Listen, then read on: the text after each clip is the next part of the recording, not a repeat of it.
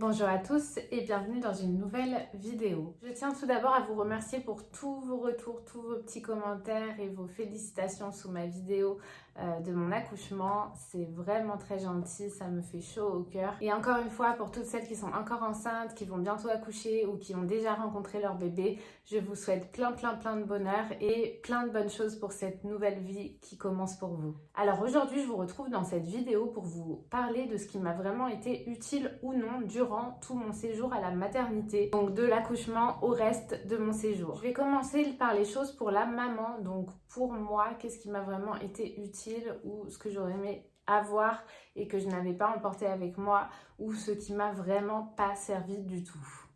Et oui, parce qu'on a tendance à surcharger sa valise de maternité quand on la prépare, on ne sait jamais, on a peur de manquer de ça, de ci, donc on a tendance à prévoir trop que pas assez.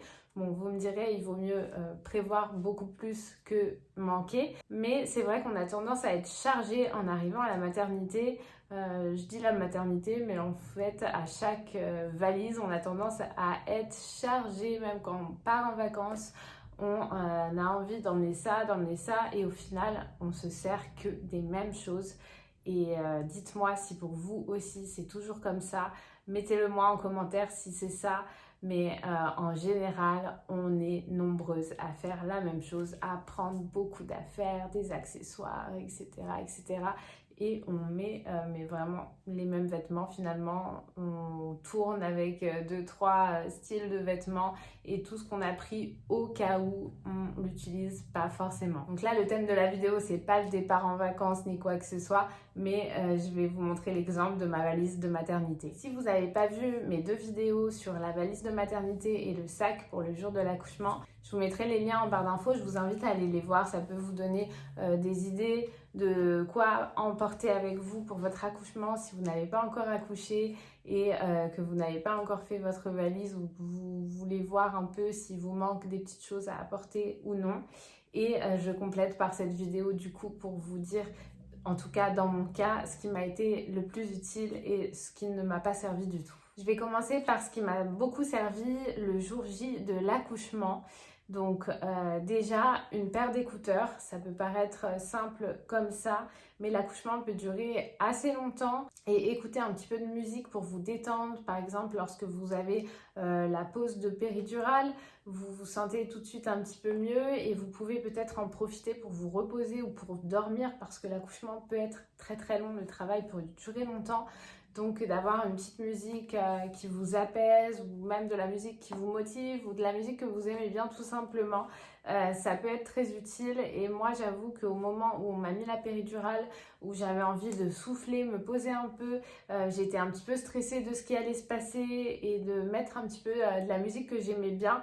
Ça m'a fait du bien tout simplement. Donc voilà, je peux vous conseiller de prendre une paire d'écouteurs avec vous. Le mieux, c'est de télécharger une playlist avant le jour J pour que vous puissiez capter dans tous les cas, puisque des fois, on capte pas bien Internet là où on est, ça dépend. Moi, j'avais pas du tout téléchargé de playlist et par chance, je captais, donc ça va. Après, si vous n'êtes pas trop musique, vous pouvez aussi vous prévoir une autre occupation, un livre ou de quoi vous occuper un petit peu si le temps est trop long. Ensuite, ce qui m'a vraiment sauvé la vie, c'est les petites briques de jus de pomme que j'avais prévues dans mon sac d'accouchement. J'en avais prévu plusieurs d'ailleurs et j'en ai bu plusieurs. Tout simplement parce que j'ai commencé à avoir des douleurs moi à 4h du matin chez moi, donc je n'avais pas mangé depuis la veille au soir. Et évidemment, le matin avant d'aller à l'hôpital, je n'avais rien mangé puisque tellement vous avez de douleur, vous ne pensez pas à manger. Enfin, il n'y a rien qui passe, vous n'avez pas faim en fait. Et lors de la pause de la péridurale, après, vous ne pouvez plus du tout manger. Et donc, vous pouvez vous sentir affaibli par toutes ces contractions, par la chaleur, etc. Moi, j'avais des moments de faible. Je me sentais assez affaiblie, très fatiguée. Pourtant, il faut de l'énergie pour un accouchement.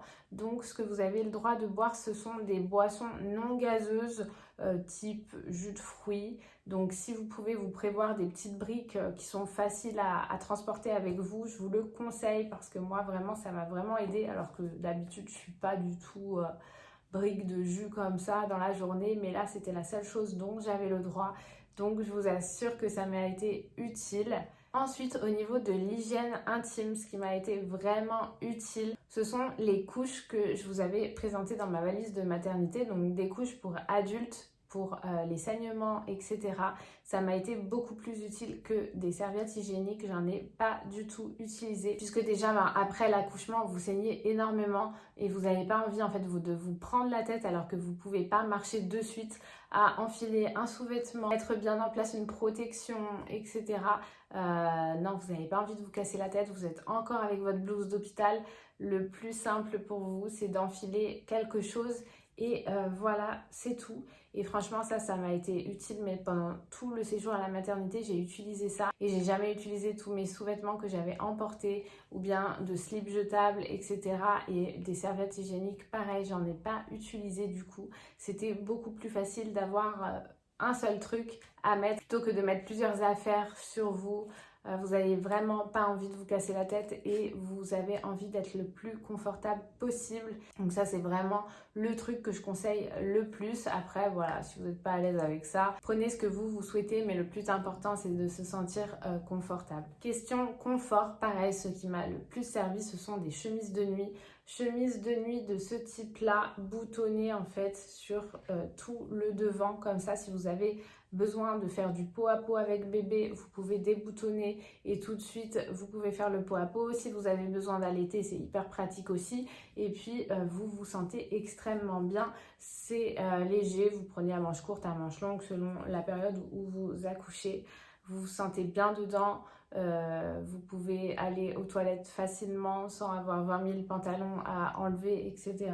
J'ai passé tout mon séjour à la maternité en chemise de nuit, donc c'est pour ça que j'ai bien fait d'en prendre plusieurs pour la nuit, pour le jour. À chaque fois, j'étais en chemise de nuit et c'est dedans que je me sentais le mieux. Ensuite, toujours pour la maman, aux questions soins, ce qui m'a été très utile pour moi, ce sont bien évidemment un gel douche, un savon intime, une crème visage, tout ce qui est soin en général en fait, sérum pour le visage, crème, dentifrice évidemment, brosse à dents, ça va de soi.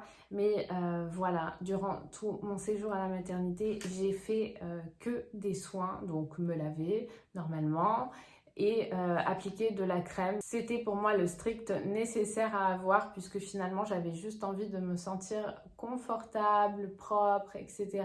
Une serviette de toilette aussi, ça c'est hyper utile puisque on ne vous fournit pas de serviette, vous amenez votre propre serviette de douche.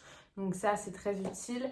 Pareil, des tongs. Alors ça, j'ai bien fait de les prendre puisque j'étais en tongs durant tout mon séjour. C'est ce qui est le plus facile à enfiler quand vous sortez de votre lit, à enlever. Vous vous cassez pas la tête. Et en plus, moi, il faisait chaud. Donc, j'étais même pas en chaussettes, j'étais pieds nus. Donc, c'est vraiment le plus facile à mettre, les tongs. Chouchou, brosse à cheveux.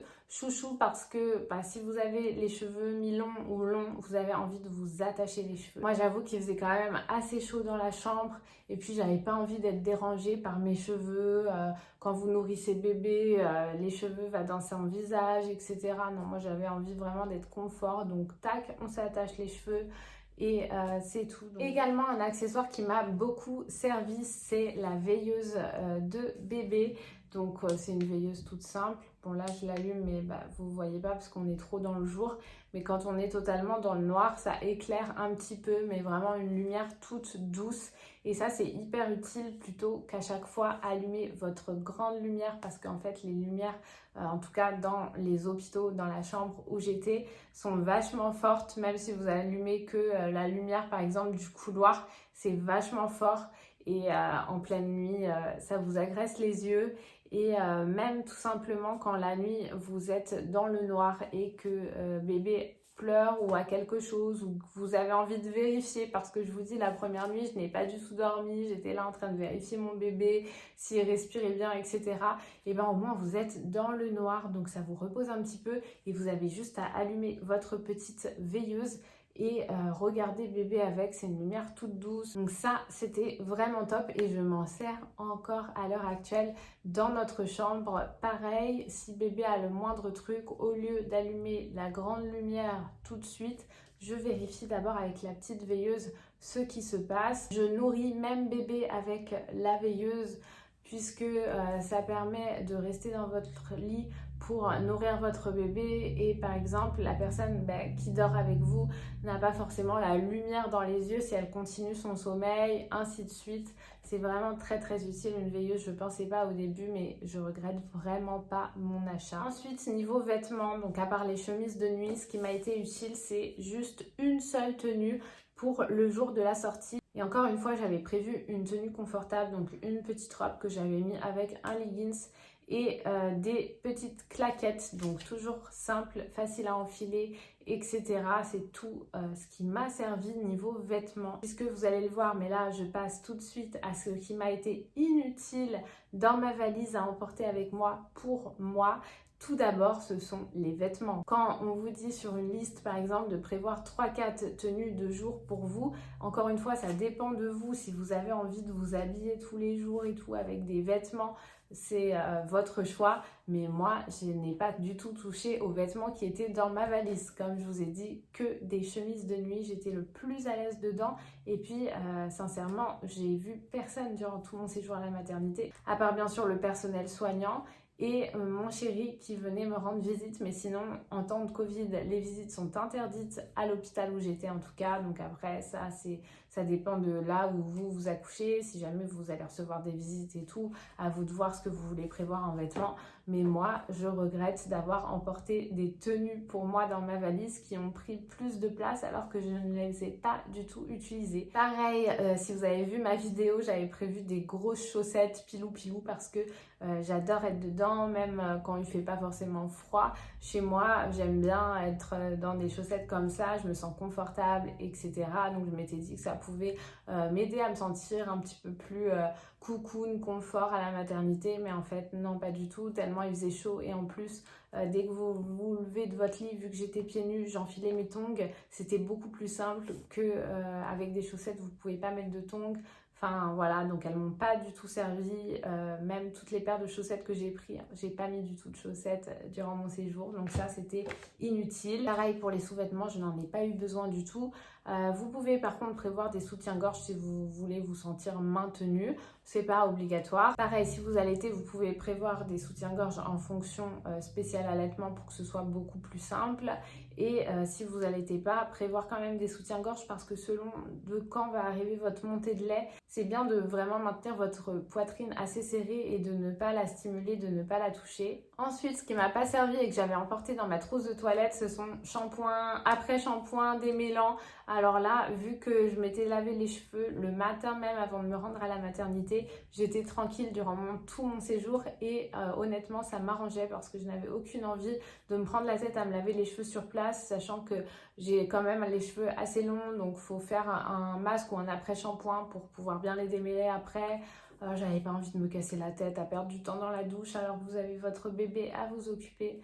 Donc ça, pareil, inutile, de la place pour rien. Et ce qui m'a pas du tout servi, c'est ma trousse à maquillage. Donc si vous avez vu encore une fois ma vidéo, vous avez vu que j'avais prévu quand même une petite trousse de maquillage avec le strict nécessaire. J'avais pas emmené des ribambelles de produits, mais j'avais pris un anti-cerne, un mascara, des petits trucs comme ça pour au cas où j'avais envie de me maquiller, de me sentir un petit peu mieux. Alors là, ça dépend encore une fois de vous, comment vous vous sentez sur le moment même. Donc ça, j'ai envie de dire, je regrette pas vraiment de l'avoir emmené parce que si jamais sur le moment, j'en aurais ressenti le besoin, je l'aurais eu avec moi. Si jamais j'aurais voulu peut-être faire des photos de moi et bébé à côté, j'aurais peut-être voulu me maquiller un tout petit peu. Encore une fois, ça dépend, mais moi, je n'étais pas du tout dans l'état d'esprit de me maquiller durant mon séjour.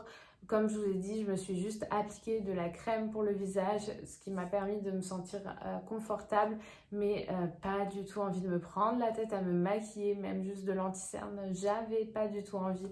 Donc ça, c'est pareil, ça m'a pas été utile du tout. Alors, les dernières petites choses qui m'ont été utiles, ce sont un paquet de gâteaux que j'avais mis dans mon sac de maternité. À la base, je l'emmenais au cas où pour le papa, puisque lui, le papa, a le droit de manger durant l'accouchement. Et finalement, il s'en est pas servi, puisqu'il est parti s'acheter de quoi grignoter un petit quelque chose. On avait aussi prévu des pièces, si jamais pour dans les distributeurs des hôpitaux, il faut souvent des pièces si vous voulez vous prendre un petit truc à boire, un petit truc à grignoter. Et du coup, j'avais encore mon paquet de gâteaux et durant mon séjour à la maternité, pareil, c'est pas forcément des repas que vous aimez qu'on vous sert, donc vous mangez ce qu'il y a, mais si vous avez un petit paquet de gâteaux à côté et que vous avez encore faim et tout, ben au moins vous avez votre petit paquet de gâteaux à côté, donc moi ça m'a servi. Et pareil, j'ai oublié de vous dire, mais durant l'accouchement, ce qui m'a vraiment servi, c'est une petite brume comme ça rafraîchissante. Vous pouvez demander au papa de vous asperger de temps en temps parce qu'il fait vraiment très chaud. Avec le travail, les contractions et tout, vous transpirez. Donc ça peut être pas mal de se faire un petit peu rafraîchir comme ça de temps en temps. J'ai acheté ça en pharmacie, dans un petit format, pas besoin de vous trimballer un gros format. On passe maintenant à la partie pour bébé, ce qui m'a été utile ou non. Déjà, niveau vêtements, ça, il faut prendre ce qu'on vous met sur la liste. On ne sait jamais comment bébé va se salir, s'il faut changer plusieurs fois de vêtements dans la journée. Ça, je vous conseille quand même de tout emmener. Même moi, j'avais prévu plus au cas où, puisque pareil, je ne savais pas quelle taille allait faire bébé à la naissance. J'avais prévu mes bodys de naissance, mais j'avais peur que bébé ne rentre pas dedans. Donc j'avais pris aussi du 1 mois, j'avais même pris du 3 mois, n'importe quoi. Alors que finalement, mon bébé faisait 3,335 kg à la naissance.